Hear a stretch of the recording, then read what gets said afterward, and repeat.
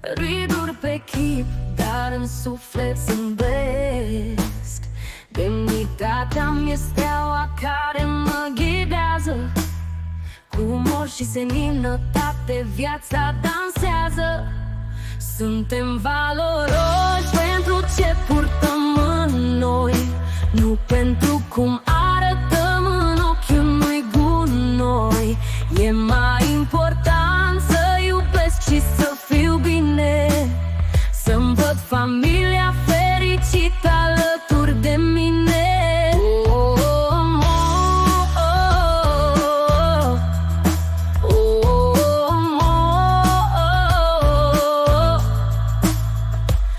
Anii trec, dar inima rămâne strună. În fiecare zi viața mea e o cunună. Am ales să trăiesc cu scop și cu iubire, nu cu măști, ci cu sinceră fericire. Suntem valoroși pentru ce purtăm în noi, nu pentru cum arătăm în ochiul unui gunoi.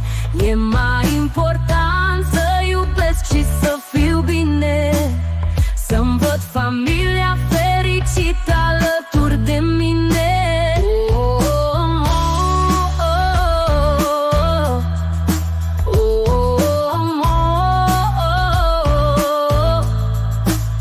Frumusețea trece, dar sufletul rămâne.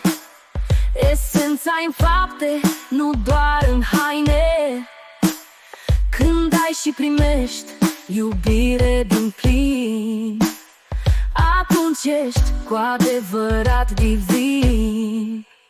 Suntem valoroși pentru ce purtăm în noi, nu pentru cum arătăm în ochiul unui gunoi. E mai important să iubesc și să fiu bine, să-mi văd familia fericită alături de mine.